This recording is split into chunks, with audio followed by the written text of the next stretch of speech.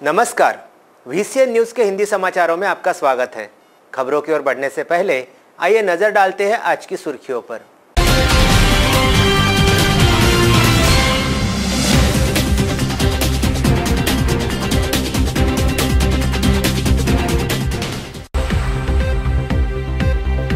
अमरावती शहर के महिला सामान्य रुग्णालय में डॉक्टरों की लापरवाही से हुई एक महिला की मृत्यु। परिवार वालों का आरोप, लापरवाह डॉक्टरों के खिलाफ हो कार्रवाई। 2019 के चुनावों के मद्देनजर अमरावती पहुंची ईवीएम और वीवीपैट मशीनें, कलेक्टर की निगरानी में हो रही जांच। महानगर पालिका आयुक्त संजय निपाने ने सुकली कंपोस्ट डेपो के बेहतर नियोजन का किया दावा। कहा, प्रदूषण से निपटने के लिए प्रशासन है तैयार। 5 नवंबर को अमरावती पहुंचेगी कांग्रेस की जन संघर्ष यात्रा। प्रदेश के दिग्गज नेता भी होंगे शामिल। आकोट में गंदगी की वजह से आपस में टकराए 2 गुट, 4 लोग गंभीर रूप से घायल। पुलिस ने 8 लोगों के खिलाफ दर्ज की FIR।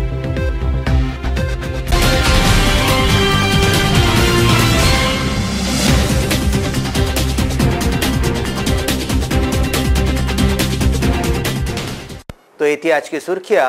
खबरें अब विस्तार से। सुकली कंपोस्ट डेपो अमरावती शहर की महानगर पालिका के लिए फजीहत का विषय बना हुआ है।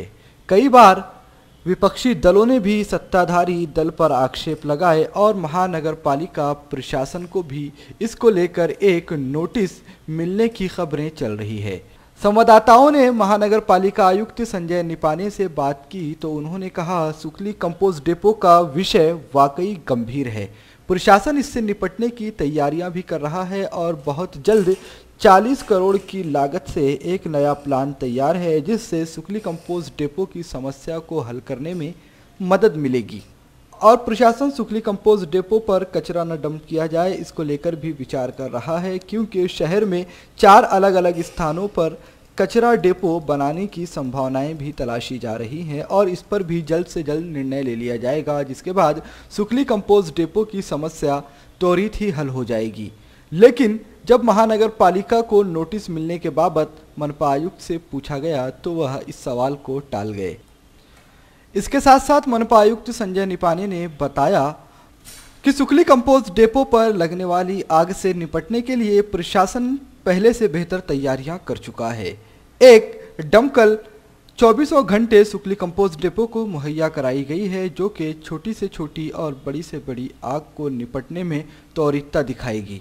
इसके बाद अमरावती के सुकली कंपोस्ट डेपो द्वारा अमरावती शहर में प्रदूषण ना बढ़े, इसको लेकर भी प्रशासन काफ़ी उपाय कर रहा है और इसका असर भी आने वाले दिनों में देखने को मिलेगा।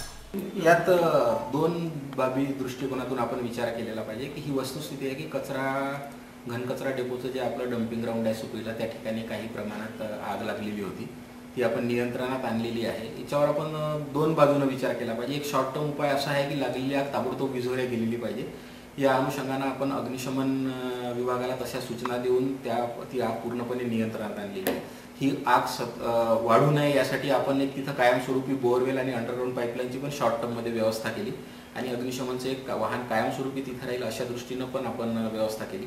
आणि बऱ्याच वेळा असं होते की काही रॅक पिकर्स कडून आग लावण्याचा प्रयत्न होतो, त्यामुळे आपण तिथे CCTV कॅमेरे पण आता लावलेले आहेत। राहिला दुसरा प्रश्न की सुकली कंपोस्ट डेपोला डम्पिंग अमरावती महानगरपालिकेमार्फत जवळपास महानगरपालिका स्थापन केल्यापासून सुरू आहे, परंतु याच्यावर कायमस्वरूपी तोडगा काढण्याच्या दृष्टिकोनातून राज्य शासनाच्या सहकार्याने आपण एक 40 कोटी रुपयाचा प्रकल्प अहवाल DPR आपला मंजूर झालेला आहे नुकताच आणि ते सगळं निविदा प्रक्रियेत आहे। याच्यामध्ये आपण 3 ठिकाणी कचऱ्याचं विघटन आणि सुकली डेपोत जुना साचलेला जो कचरा आहे त्याच्यावर बायोमायनिंग, जे आपण महाराष्ट्रात पहिल्यांदा करतो आहे, इतर काही महानगरपालिकांसोबत प्रायोगिक तत्वावर पायलट प्रोजेक्ट म्हणून हा बायोमायनिंगच्या पण निविदा आपण लवकरच काढतो। एकदा हे सगळं प्रक्रिया पूर्ण झाली बायोमायनिंगची आणि DPR नुसार कचऱ्याच्या विल्हेवाटीची की त्यानंतर हा प्रश्न कायमस्वरूपी निकाली निघेल। केंद्र की मोदी सरकार व राज्य की फडणवीस सरकार ने सभी सामान्य जनता के साथ बड़ा धोखा किया है। खेती व्यवसाय पूरी तरह से ठप होता जा रहा है, किसान आत्महत्या कर रहे हैं। इसके बावजूद भी सरकार अपनी ही पीठ थपथपाने में लगी हुई है।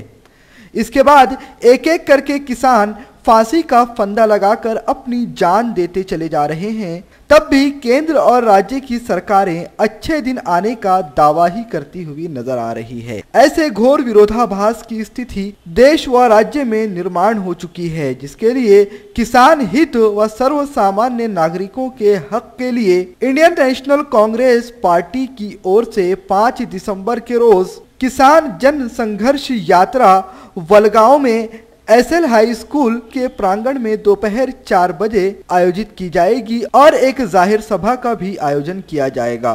इस यात्रा में कांग्रेस प्रदेश अध्यक्ष सांसद अशोक चौहान, विधानसभा में विरोधी पक्ष के नेता राधाकृष्णन विखे पाटिल, पूर्व मुख्यमंत्री पृथ्वीराज चौहान, महाराष्ट्र प्रदेश कांग्रेस महिला अध्यक्ष चारुलता टोकस, महाराष्ट्र राज्य प्रभारी आशीष दुआ, पूर्व मंत्री आरिफ नसीम खान, पूर्व मंत्री हर्षवर्धन पाटिल, पूर्व मंत्री बाळासाहेब थोरात, माणिकराव ठाकरे व अन्य कई नेता उपस्थित रहने वाले हैं। आज या ठिकाणी आपल्याला सगळ्यांना ठाऊक असेल की जनसंघर्ष यात्रा प्रदेश काँग्रेसने जी जनसंघर्ष यात्रा अख्खा राज्यव्यापी जी यात्रा आहे ती आता अमरावती जिल्ह्यामध्ये येते आणि त्याच्या अनुषंगाने या ठिकाणी आज प्रेस कॉन्फरन्स घेतलेली होती। आपल्याला सगळ्यांना विनंती होती की सगळ्या पत्रकारांनी यावं। आज आता धामणगावमध्ये आहे, उद्या अमरावती वलगाव आणि चांदूर बाजारमध्ये आहे, मोर्शीमध्ये आहे आणि मग त्याच्यानंतर दर्यापूरमध्ये आहे। या अनुषंगाने या ठिकाणी आपण प्रेस कॉन्फरन्स घेतलेली होती। आपल्याला सगळ्यांना विनंती आहे की यावं। संघर्ष यात्रा घेण्यामागचे नेमके कारण काय? आपल्याला सगळ्यांना ठाऊक असेल की आता जे सरकार आहे ते सरकार जे सत्तेत आलं ते अच्छे दिनाच्या नावावर आलेलं सरकार आहे, पण अच्छे दिन आपल्याला काय बघायला मिळाले अशातला काही भाग दिसत नाही आहे। वास्तविकता जी आहे त्या अनुषंगाने मांडायसाठी आणि आपल्या जनसामान्यांचे सगळे प्रश्न ऐकायसाठी या ठिकाणी प्रदेश काँग्रेसचे अध्यक्ष यांच्या नेतृत्वामध्ये अशोकराव चव्हाण माजी मुख्यमंत्री यांच्या नेतृत्वामध्ये जनसंघर्ष यात्रा आहे आणि सगळे वास्तविकता जे प्रश्न आहेत ते समजून घेण्याचा प्रयत्न आहे आणि खरं जे आहे ते सांगायचा प्रयत्न आहे। क्या आपको पूर्ण विश्वास है आप पुनः सत्ता में आएंगे सब? भैया ऐसा है, आपको मालूम है कि हर एक इंसान ये सत्ता में, हर एक इंसान, हर एक छोटा व्यापारी, हर एक किसान ये अड़चन में है और यदि अच्छे दिन आने की बात है तो वो पिछले वाले जो कांग्रेस वाले दिन हैं वही अच्छे हैं और क्यों नहीं आएंगे। हम किसानों का लड़ा लड़ते हैं और किसानों के लिए ही कल यदि सत्ता में आना है तो उनकी भलाई के लिए, छोटे व्यापारों उनकी भलाई के लिए ही आना है। मराठा आरक्षण को लेकर मैडम क्या कहते हैं? मराठा आरक्षण का स्वागत जब हमने किया हाउस में, उसके साथ मुस्लिम आरक्षण और धनगर आरक्षण के ऊपर प्रश्न चिन्ह है और ये आरक्षण आते हुए कोर्ट में टिकना चाहिए ऐसी अपेक्षा है। बीते 4.5 सालों में सिर्फ और सिर्फ आश्वासनों की खैरात ही सरकार की तरफ से दी गई। पेट्रोल, डीजल व गैस के दाम बड़े पैमाने पर बढ़ चुके हैं। आम नागरिक त्रस्त है। इन सभी बातों का निषेध व्यक्त करने के लिए 5 दिसंबर 2018 को अमरावती शहर में जन संघर्ष यात्रा पहुंचेगी। इस यात्रा में शहर की जनता से बड़े पैमाने पर शामिल होने का आह्वान कांग्रेस विधायक यशोमती ठाकुर ने किया है। एक तरफ तो सरकार के एक आला मंत्री 2025 तक देश में पेट्रोल पंप्स के बंद करने की बात कह रहे हैं। उनका कहना है कि देश में इतना नैसर्गिक पर्याप्त मात्रा में ईंधन है कि गाड़ियों को चलाने के लिए पेट्रोल व डीजल की जरूरत ही नहीं पड़ेगी। दूसरी ओर भारत सरकार नए पेट्रोल पंप्स खोलने के लिए आवेदन मंगा रही है और नए पेट्रोल पंप खोलने वालों को प्रोत्साहन भी दे रही है। आखिर यह सरकार का कैसा रवैया है?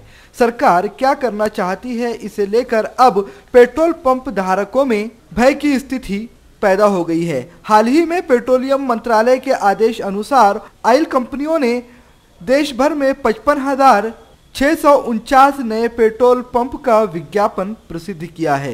इस घटना को रोजगार व्यापार की नई संधि, कार्यकर्ताओं को सोए ऐसा नया रंग दिया जा रहा है। लेकिन दूसरी तरफ केंद्र सरकार के केंद्रीय मंत्री 2025 तक भारत के पेट्रोल पंप पर्यायी ईंधनों की वजह से बंद होने की बात कर रहे हैं, तो दूसरी ओर नए पेट्रोल पंप के विज्ञापन आखिरकार गुमराह क्यों किया जा रहा है, ऐसा सवाल अब नागरिक पूछने लगे हैं। भारत में फिलहाल ऑयल कंपनी के 56,000 रिटेल आउटलेट कार्यरत हैं, साथ ही 6,000 आउटलेट्स कंपनियां हैं। उसके साथ साथ अब सरकार और भी 49,000 नए पेट्रोल पंपों के लिए विज्ञापन निकाल रही है। अमरावती शहर के पेट्रोल पंप यूनियंस ने भी इस बात का विरोध किया है और कहा है कि सरकार लोगों से पैसा जमा कर लोगों के साथ एक और धोखा करने के लिए तैयार हो गई है। शासनाचे जे आता नवीन त्यांनी 56,000 पंपाचे जे ॲडव्हर्टाइजमेंट काढले आहेत, त्यात एवढंच म्हणणं आहे की आम्ही जेवढे आता 70 वर्षात टोटल 56,000 पंप 3 कंपन्या सरकारी ऑइल कंपन्यांचे व खाजगी 6,000 पंप ऑलरेडी आहेत। त्यात त्यांनी अपूर्व चंद्र कमिटीचा एक रिपोर्ट मागितला होता। त्यात त्यांनी ऑलरेडी डिक्लेअर केलेलं आहे की मार्जिन जे आहे ते सरासरी एका पंपाची जर 170 ते 200 केल जर विकली झाली तरच तो नफा कमवू शकतो। आज 80% डीलर्स याच्यातनं एक्झिट पॉलिसीबद्दल विचार करत असून आम्ही याच्यात अजून जर 56,000 पंप आले तर प्रॉफिट लायबिलिटीच्या हिशोबाने ते बरोबर नसणार आहे। आणि आज जरी 4% जरी व्हेकल्स वाढत असतील पर इयर, तर पर्यायी इंधनच्या हिशोबाने बायोडिझेल, इलेक्ट्रिक कार्स 2025 पर्यंत त्यांना हे सगळे लॉन्च करायचे आहे। त्या हिशोबाने नफा नवीन पंपामध्ये येणं हे खूप कठीण राहणार आहे। त्याच्यामुळे आम्हाला एवढंच म्हणणं आहे की तुम्ही कोणी पण जर पंपाचं काय टाकत असाल तर एकदा विचार करून निर्णय घ्या, ही विनंती।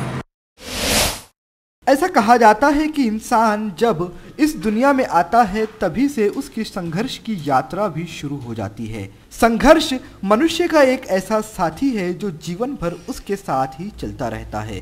इस संघर्ष को जिसने पार कर लिया और इस संघर्ष में जिस व्यक्ति ने खड़ा होने का साहस दिखा लिया, वही नया इतिहास लिखने में कामयाब हो पाता है। पाटिल मराठी चित्रपट में सिनेमा का एक ऐसा ही रूप दिखाया गया है जिसने लोगों के मन में अपनी एक अलग छाप बना ली है। राज्यों के बहुत से हिस्सों में यह फिल्म पहले ही प्रदर्शित हो चुकी थी, लेकिन कई हिस्से ऐसे भी थे जहां पर यह फिल्म प्रदर्शित नहीं हो पाई।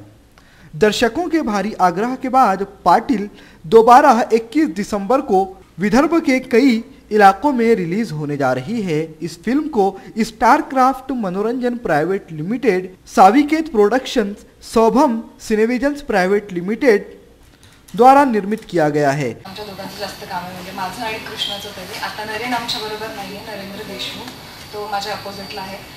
तो पहिल्यांदाच काम करतोय आणि मी आधी कामं केलेली आहेत ह्याच्यात। पण माझा रोलबद्दल म्हणाल तर फारच बिनधास्त आणि बेधडक अशी मुलगी आहे पुष्पा वाघमारे, जी तिच्या मतांवर किंवा तिचे जे काही आदर्श आहेत त्याच्यासाठी ती स्टँड करते। म्हणजे मी जशी आहे पर्सनली, मला वाटतं माझ्या पर्सनल लाईफमध्ये तशीच मी पुष्पाला रिलेट करू शकते, कारण ती फारशी तशीच आहे।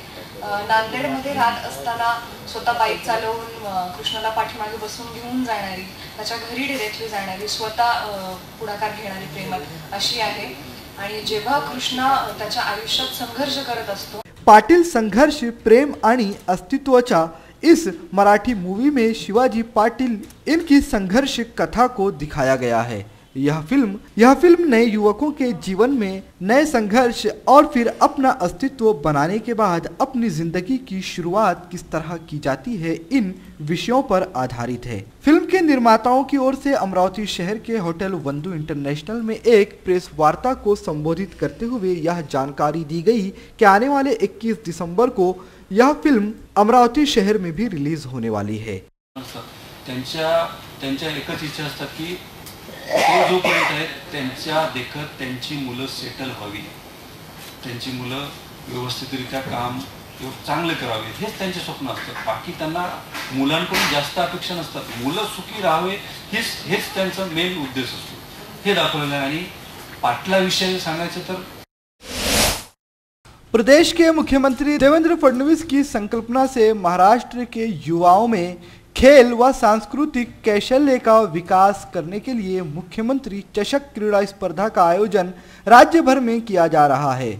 इसी के तहत भारतीय जनता युवा मोर्चा अमरावती ने भी मुख्यमंत्री चषक क्रीड़ा स्पर्धा का आयोजन किया है, जिसका उद्घाटन समारोह 6 दिसंबर को अमरावती शहर के संत ज्ञानेश्वर सांस्कृतिक भवन में आयोजित होने जा रहा है। इस स्पर्धा के लिए अमरावती विधानसभा क्षेत्र से 3000 व बडनेरा विधानसभा क्षेत्र से 2500 स्पर्धकों ने अपने नाम दर्ज कराए हैं। ऐसी जानकारी भाजपा युवा मोर्चा ने पत्र वार्ता में पत्रकारों को संबोधित करते हुए दी। महाराष्ट्राचे मुख्यमंत्री सन्माननीय देवेंद्र फडणवीस साहेब यांच्या संकल्पनेतून भारतीय जनता युवा मोर्चा महाराष्ट्र प्रदेश अध्यक्ष योगेश अण्णा टिळेकर यांच्या मार्गदर्शनात संपूर्ण महाराष्ट्रभर सीएम चषक स्पर्धेचं आयोजन करण्यात येत आहे। या सीएम चषकाअंतर्गत सांस्कृतिक कला क्रीडा याचा मेळ बसवत सीएम चषक स्पर्धा आयोजित करण्यात आला आहे। या सीएम चषक स्पर्धेचा उद्घाटन समारंभ गुरुवार दिनांक 6 डिसेंबर संध्याकाळी 6 वाजता सांस्कृतिक भवन अमरावती येथे आयोजित केला आहे। या उद्घाटन सोहळ्यात सर्व अमरावतीकर नागरिकांनी उपस्थित राहावे अशी भारतीय जनता युवा मोर्चाच्या वतीने विनंती करण्यात येत आहे। धन्यवाद। पत्रवार्ता में उपस्थित भाजपा शहर अध्यक्ष जयंत डहनकर, भाजपा युवा मोर्चा अध्यक्ष तथा मनपा स्थायी समिति सभापति विवेक कलोती ने बताया कि गुरुवार 6 दिसंबर की शाम 6 बजे अमरावती जिला के पालक मंत्री प्रवीण पोटे की अध्यक्षता में भाजपा युवा मोर्चा के प्रदेश अध्यक्ष योगेश अन्ना टिड़ेकर के हाथों इस मुख्यमंत्री चषक स्पर्धा का उद्घाटन किया जाएगा।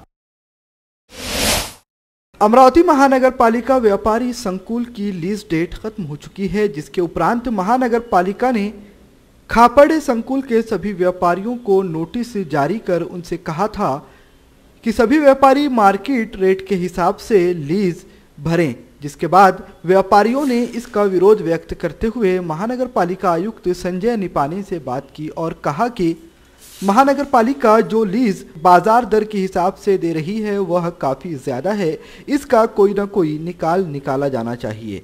लेकिन महानगर पालिका आयुक्त संजय निपाने का कहना है कि जो लीज दर व्यापारियों को दी गई है वह NATP और सारी चीज़ों का ध्यान रखकर दी जा रही है। महानगर पालिका ने व्यापारियों से जो किराया मांगा है वह उन्हें देना चाहिए। इसके बाद मनपा आयुक्त संजय निपाने ने बताया कि व्यापारियों ने इस बीच सामूहिक तौर पर एक मांग की कि व्यापारियों के एक अर्जी की सुनवाई महाराष्ट्र शासन के पास हो रही है, जिसमें लीज से जुड़े मुद्दे की महत्वपूर्ण सुनवाई भी होनी है। आपल्या महानगरपालिकेचे जे व्यापारी संकुलांच्या लीज डीड संपलेल्या होत्या, या अनुषंगाने आज व्यापाऱ्यांना आपण नोटिसेस दिल्या होत्या।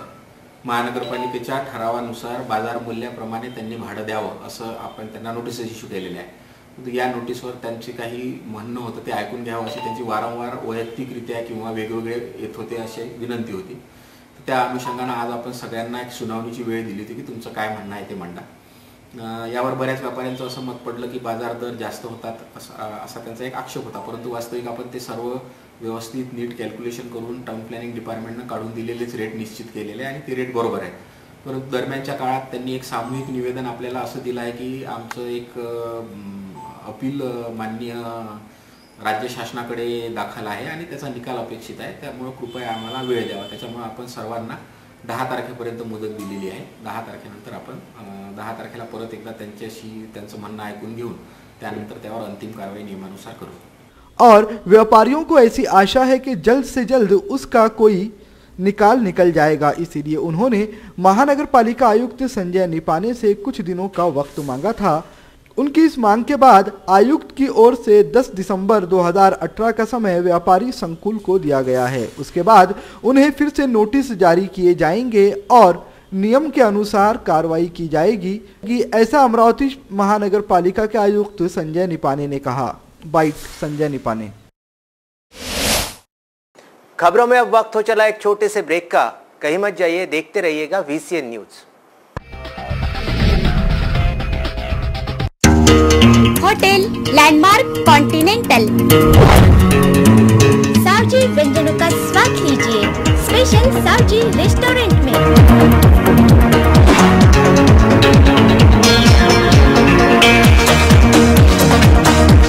DJ party hall, AC rooms, अपने चहेतों के लिए खास बर्थडे हॉल एवं मैरिज लॉन, खास फैमिली के लिए family garden, hotel landmark continental luxurious business hotel, Akola road, old Naka, Badnera, Amravati. Vidarbha का सबसे बड़ा शोरूम बिजीलैंड में Aradhana wholesale shopping mall, wholesale rate में रिटेल बिक्री। आराधना संपूर्ण लग्न बस्ता, बनारसी शालू, डिझायनर साड्या, ghagra odhni, salwar suit, dress material, readymade coat, suiting shirting, teenage wear, kids wear, fashion jewellery, lifestyle, shoes व sandal, home decor, matching. Lane number L2, shop number 43 to 48, Busyland complex, Nandgaon Peth, Amravati. Aradhana wholesale shopping mall, wholesale rate में चिल्लर बिक्री। आराधना।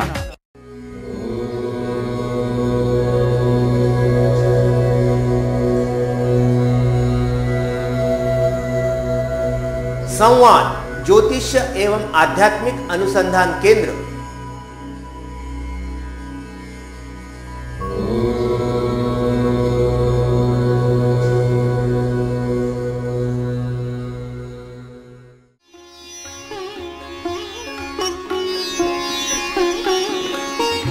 समृद्ध जन्म कुंडली के अनुसार करें अपने व्यक्तित्व का निर्माण, अपने बच्चों की परवरिश करें उनकी जन्म कुंडली एवं ज्योतिष परामर्श के अनुसार। विस्तृत फलादेश के साथ जन्म कुंडली का नया स्वरूप, ग्रहों की शांति के विभिन्न उपाय। संवाद ज्योतिष एवं आध्यात्मिक अनुसंधान केंद्र, अंबादेवी मार्केट, अंबादेवी, अमरावती।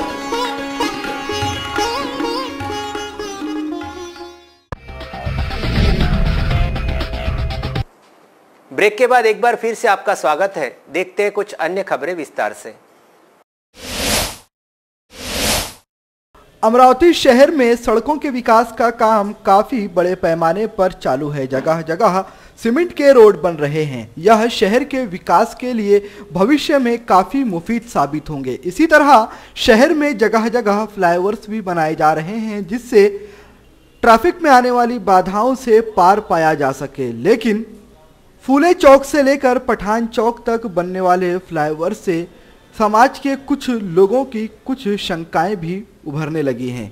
इसीलिए माली समाज के कुछ सदस्यों ने कांग्रेस नेताओं के साथ मिलकर महानगर पालिका पहुंचकर मनपा आयुक्त संजय निपाने को ज्ञापन दिया और कहा कि अमरावती शहर में कई महापुरुषों की प्रतिमाएं हैं, लेकिन महात्मा फूले की प्रतिमा सिर्फ और सिर्फ फूले चौक पर ही बनी हुई है। आप जो फ्लाईओवर बना रहे हैं, उस फ्लाईओवर में यह संदेह है कि कहीं महात्मा फूले की प्रतिमा को उजाड़ न दिया जाए और वो प्रतिमा उजाड़ने के बाद किसी ऐसी जगह पर ना लगा दी जाए जिससे उसका महत्व कम हो जाए। इस विषय पर अमरावती महानगर पालिका को PWD विभाग के अधिकारियों के साथ बात करनी चाहिए और महात्मा फूले की प्रतिमा को कोई आंच न पहुंचे, इसका भी ध्यान रखना चाहिए। मनपा आयुक्त संजय निपाने ने इस विषय पर आला अधिकारियों से बात कर कोई न कोई उपाय निकालने का आश्वासन दिया है।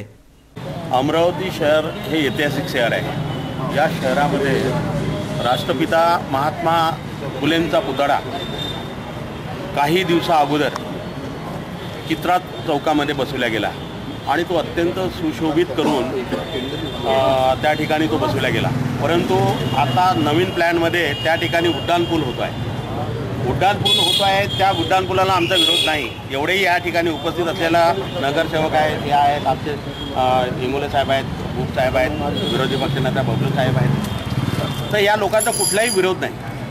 पण ती ते एक समाज सुधारक होते, एक द्रष्टे होते, एक समाजाचे पूर्ण या समाजाचा ते एक नेते होते जी सर। आणि असं असताना त्यांचा पुतळा जर आता जसा खापर्डेचा पुतळा या ठिकाणी एका कोपऱ्यामध्ये बसून दिला, असा कोपऱ्यामध्ये कुठेही तो बसला गेला नाही पाहिजे। त्यांची उंची जी आहे विचाराची, त्या उंचीची जाणीव ठेवून या अमरावतीकरांच्या भावनांचा आदर करून त्यांनी त्या पुतळ्याचं स्थानांतर करायचं आहे तर अशा चांगल्या ठिकाणी केलं पाहिजे। स्थानांतरालाही आमचा विरोध राहणार नाही किंवा त्याच्या खाली जर उड्डाणपुलाच्या खालीच जर राहत असेल आणि तिथून वाहतुकीला काही आडा होत नसेल, अडथळा होत नसेल, त्यालाही आमचा विरोध नाही। परंतु ज्या ठिकाणी ते पुनर्वसन करायचं आहे ते अत्यंत चांगल्या चोखदडपणानं झालं पाहिजे, अशा सर्वांच्या भावना आहे। अमरावती शहर के डफरिन हॉस्पिटल में एक 24 वर्षीय महिला की असमय मृत्यु हो जाने के कारण उसके परिवार वालों में काफी रोष नजर आ रहा है। परिवार वालों ने आरोप लगाया है कि डफरिन हॉस्पिटल के वार्ड क्रमांक 1 में ड्यूटी पर तैनात डॉक्टरों की लापरवाही की वजह से 24 वर्षीय राजकन्या विनोद रक्ताड़े की मृत्यु हो गई है। परिवार वालों का कहना है कि राजकन्या जब इससे पहले गर्भवती हुई थी तब डॉक्टर्स ने कहा था कि महिला का सीजर किए बिना शिशु का जन्म संभव नहीं है और सीजर भी किया गया था, लेकिन जब इस बार भी वही नौबत आई तो डॉक्टर्सों की लापरवाही की वजह से राजकन्या की मृत्यु हो गई। दरअसल डॉक्टर्स ने नॉर्मल डिलीवरी के इंतजार में इतनी देरी कर दी कि सुकन्या हालात से लड़ नहीं पाई और अपनी जान गंवा बैठी। परिवार वालों ने 4 दिसंबर की सुबह डफरिन हॉस्पिटल में जमकर हंगामा किया और उन्होंने शव का पोस्टमार्टम कराने से भी इन्कार कर दिया। असा आशा हॉस्पिटलने आणलेला आहे आणि डॉक्टरनं टायमिंग टाकला आहे 6:30चा। तर म्हणजे डॉक्टरच म्हणते की 10 मिनिटं अगोदर आली असती तर बा ते बचावली असती। मग यायनं 5:30ला भरती झाल्यानंतर 1 घंटा पाऊण घंटा समजा यायची वगैरे पण आहे। मी 15 दिवस पहिले एक पेशंट शिरसोलीचं असंच पेशंट होतं, त्या बाईचं सीजर करण्यात आलं होतं। सीजर करता करता त्या डॉक्टरीनं अर्ध सीजर केलं आणि अर्धी जागा तशीच सोडून दिली आणि 15 दिवस तिथंच ठेवलं आणि ते म्हणे डफरिन दवाखान्यामध्येच ठेवलं आणि 15 दिवसानंतर बा हे ऑटोमॅटिक बुजून जाईल, पण ते 15 दिवसही उलटून गेले तरी ते जागा तशी तशीच राहिली। नंतर मग आम्ही आमदार यायला त्याला फोन लावून मग त्या मोठ्या डॉक्टरांशी बोलल्यानंतर त्या सिस्टरनं डबल सीजर केलं आणि डबल टाचे मारले। आता हे दुसरी आमची अजून घटना झालेली आहे। आज जो डॉक्टरमध्ये जो पेशंट दगावला आहे त्या पेशंटची याच्या आधी जी डिलिव्हरी झाली होती, डॉक्टरांनी असं सांगितलं होतं की बा या पेशंटची नॉर्मल डिलिव्हरी होऊ शकत नाही म्हणून त्यांची डिलिव्हरी आपण सीजर म्हणून केली। आजही या डॉक्टरिंगमधल्या डॉक्टर लोकांचा हलगर्जीपणा की डिलिव्हरी ही सीजरनेच होत होती, पण त्यांनी 2 तास थांबवून नॉर्मल डिलीवरी करायला लावली, त्यामुळे आमचा पेशंट दगावलेला आहे। बड़ी मुश्किल से डॉक्टरों की मान मनोबल के बाद परिवार वाले राजकन्या का पोस्टमार्टम कराने के लिए तैयार हुए, लेकिन उन्होंने डफरिन हॉस्पिटल में ड्यूटी पर तैनात डॉक्टरों के खिलाफ कड़ी कार्रवाई की मांग की है। परिवार वालों का कहना है कि राजकन्या की मृत्यु का जिम्मेदार सीधे सीधे डफरिन हॉस्पिटल ही है, क्योंकि अगर समय रहते उपचार किया जाता या फिर डॉक्टर्स लापरवाही नहीं बरतते तो राजकन्या आज जिंदा होती।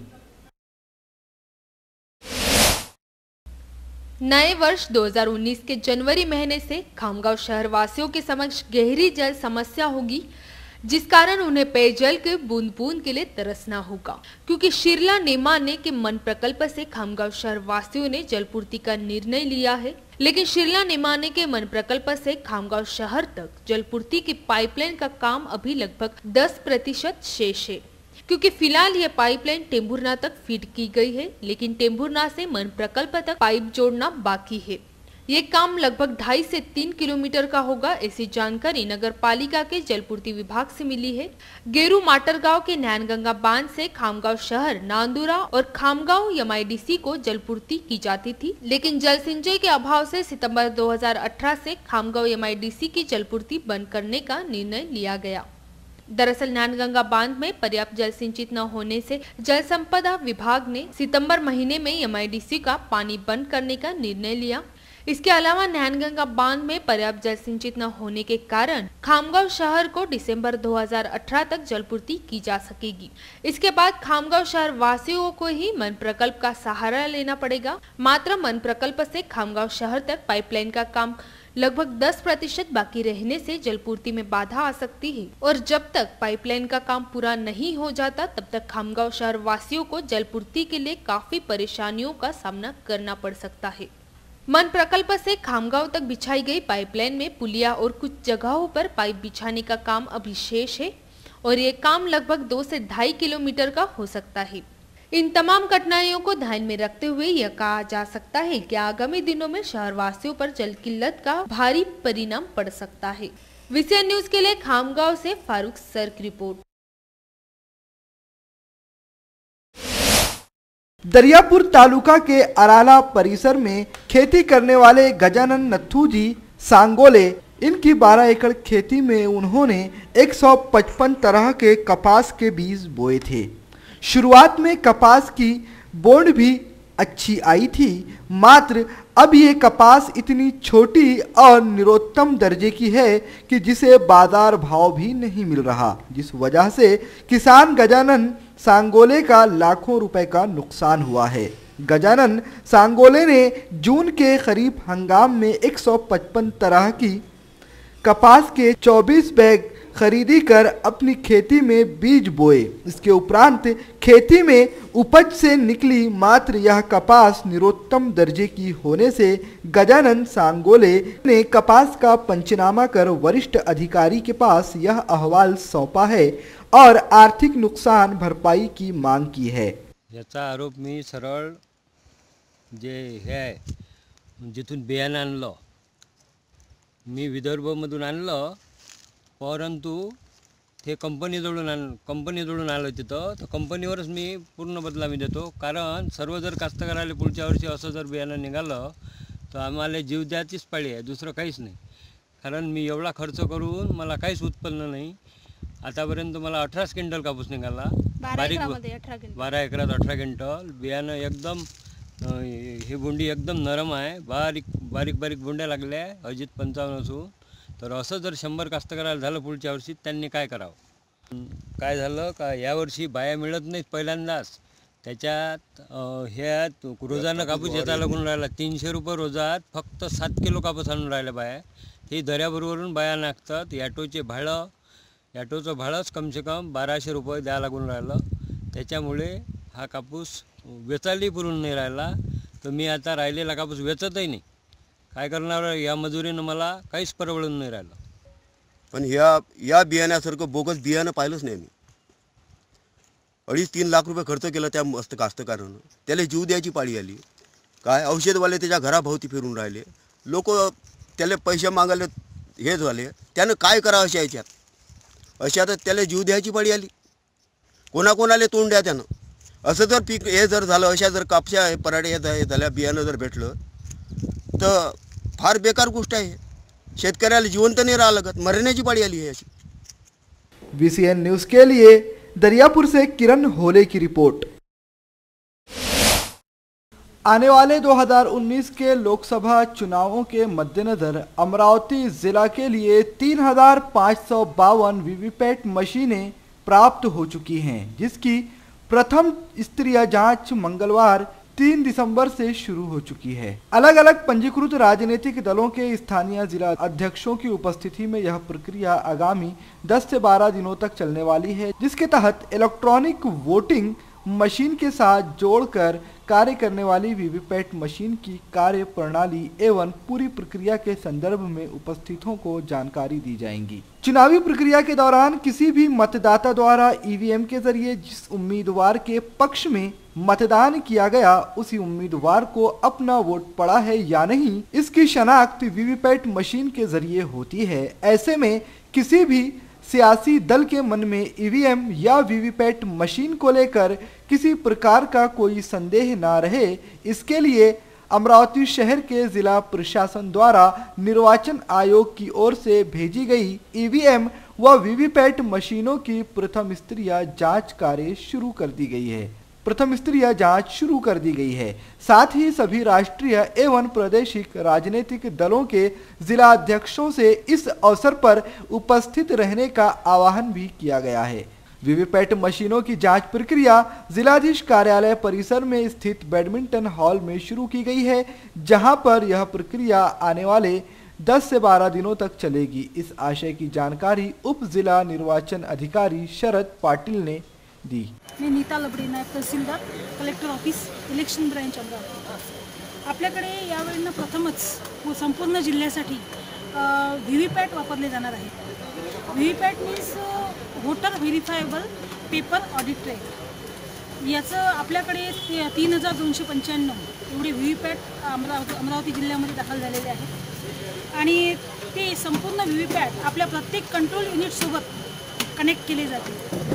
ही संपूर्ण तयारी ही आपली 2019 लोकसभा निवडणुकीची सुरू आहे आणि त्या अनुषंगाने आपल्या इथे सध्या जे काम सुरू आहे ते आहे व्हीव्हीपॅटची FLC करणं सुरू आहे। FLC means first level checking, त्याला पहिली तपासणी म्हणतो आणि त्यासाठी आपल्याकडे बेंगलुरू व्हेल कंपनीकडून 25 इंजिनियर्स आलेले आहेत आणि ते इंजिनियर्सच्या पूर्ण अंडरमध्ये त्यांच्या मार्गदर्शनामध्ये आपला तलाठी आणि कर्मचाऱ्यांचा स्टाफ लावलेला आहे आणि त्यांनी दिलेल्या निर्देशांनुसार, त्यांनी दिलेल्या ट्रेनिंगनुसार इथे FLCचं काम सुरू झालेलं आहे। प्रत्येक व्हीव्हीपॅटमध्ये ते व्होट टाकून बघत आहेत आणि व्होट टाकल्यानंतर तीच स्लिप येते का याचं सुद्धा पाहणी होत आहे आणि यासाठी आम्ही इथे पॉलिटिकल जे पक्ष आहेत, राजकीय पक्ष, त्यांच्या उमेदवारांना आणि ते अध्यक्षांना पाचारण केलेलं आहे, त्यांना रीतसर पत्र दिलेलं आहे, पण अद्यापर्यंत कोणी आलेलं नाही आहे। त्यांनी यावं आणि त्यांनी ही प्रोसेस बघून यावी असं आमचं त्यांना आवाहन आहे। अकोट नगर परिषद कर्मचारियों की लापरवाही की वजह से जनता में मरने और मारने की नौबत आ चुकी है। मुख्य अधिकारी फिर भी खामोश दिखाई दे रहे हैं। सूत्रों से मिली जानकारी के मुताबिक 4 दिसंबर को गोल बाजार घसीटीपुरा में कचरा गंदगी ज्यादा होने के कारण 2 समूह आपस में भिड़ गए, जिसमें दोनों प्रकरणों में 8 आरोपी बताए जा रहे हैं।